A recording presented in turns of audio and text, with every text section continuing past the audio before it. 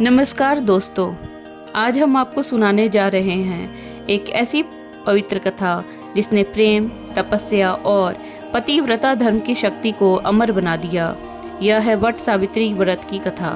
एक ऐसी कथा जिसमें एक पत्नी ने अपने तप और बुद्धि से स्वयं यमराज को भी झुका दिया।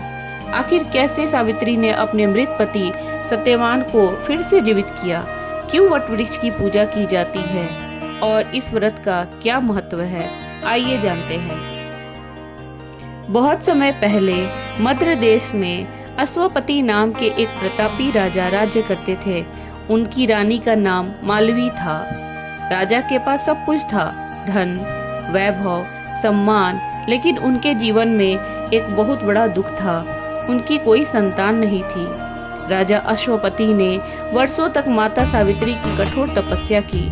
उन्होंने हजारों मंत्रों का जाप किया।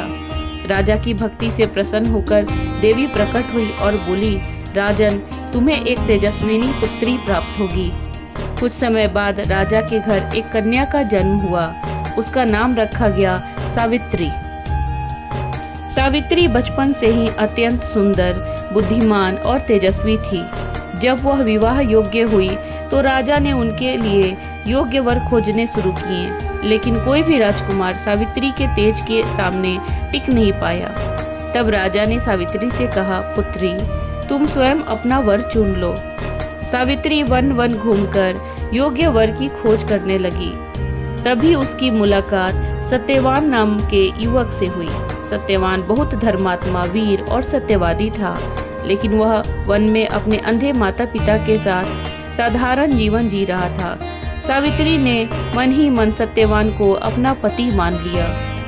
जब सावित्री ने अपने पिता को सत्यवान के बारे में बताया, तब उसी समय वहां नारद मुनि आए। नारद मुनि बोले, राजन, सत्यवान गुणवान है, लेकिन उसकी आयु बहुत कम है।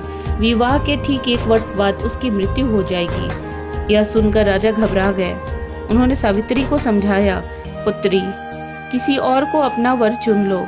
लेकिन सावित्री ने शांत स्वर में कहा, पिता, एक बार जिसे मैंने अपने मन से पति मान लिया, अब मैं किसी और का वरण नहीं कर सकती।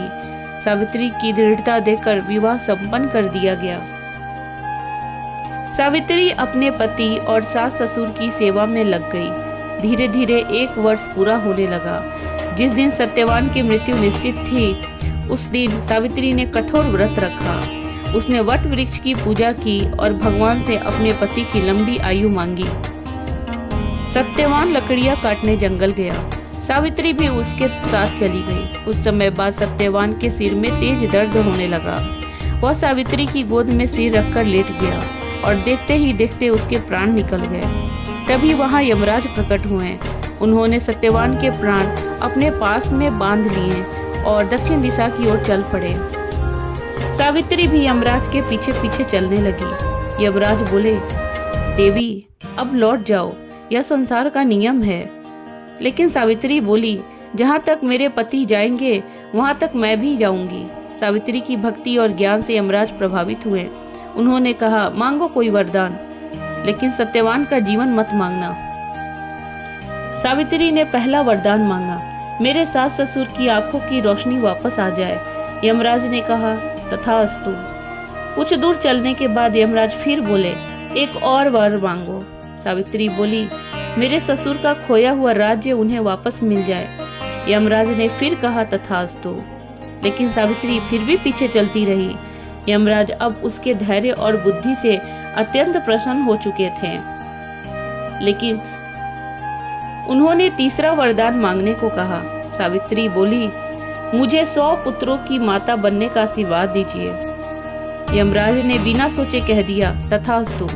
तभी सावित्री मुस्कुरा कर बोली, प्रभु, पति के बिना मैं 100 पुत्रों की माता कैसे बन सकती हूँ। यमराज समझ गए कि सावित्री ने अपनी बुद्धिमानी से सत्यवान का जीवन वापस मांग लिया है। यमराज सावित्री की पतिव्रता शक्ति से अत्यंत प्रसन्न हुए। उन्होंने सत्यवान के प्राण वापस लौटा दिए। जब सावित्री वापस जंगल पहुंची तो सत्यवान फिर से जीवित हो उठा।